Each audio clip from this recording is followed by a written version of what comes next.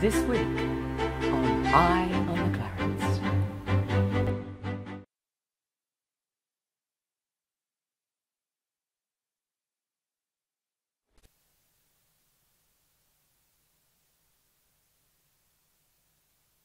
There's a good one for you. It's about 4 meters long. Oh, what would that be? 15 centimeters? Probably 24 centimeters. I can imagine what the sawmiller was going to say when he receives that. Probably going for wood pulp though. Now here's another typical example of state forest care. They've marked this old growth as a habitat tree. Now that's fair enough.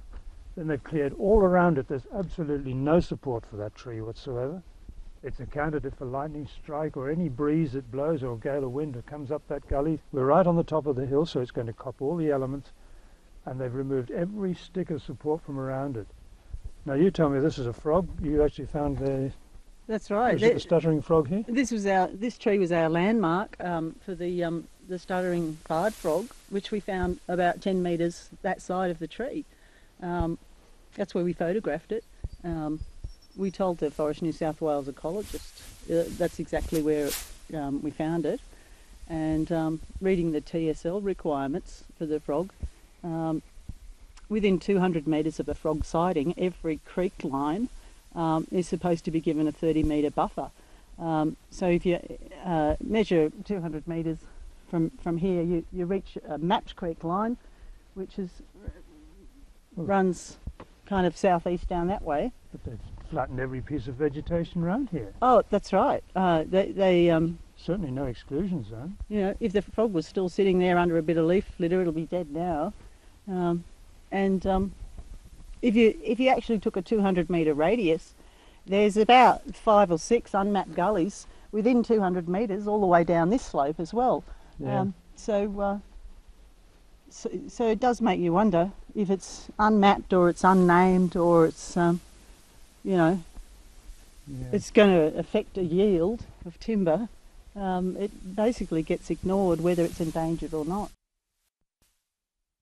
It's really quite a scandal in my opinion. No, it certainly opened my eyes to what's really going on in these forests.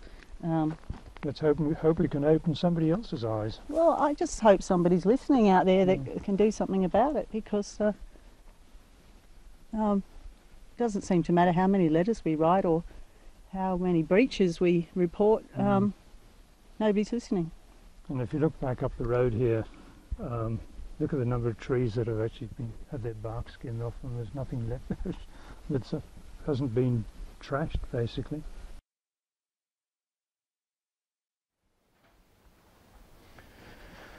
Well, there you have it. I think you'll have to agree that our forests are in trouble, and what is happening currently is not sustainable. At the same time, I have to tell you that we have conveyed our concerns to the Department of Environment and Climate Change. They are the regulatory authority, but they don't agree with our assessment that there's a problem. In fact, they have written to us, and I'll just read the relevant piece here. The department has undertaken an administrative investigation of Forest New South Wales pre-harvest documents in accordance with their conditions set out in the Integrated Forest Operations Approval. And that, to me, is the core of the problem. We do not have the resources for these departments to actually go out into the field and check what's happening.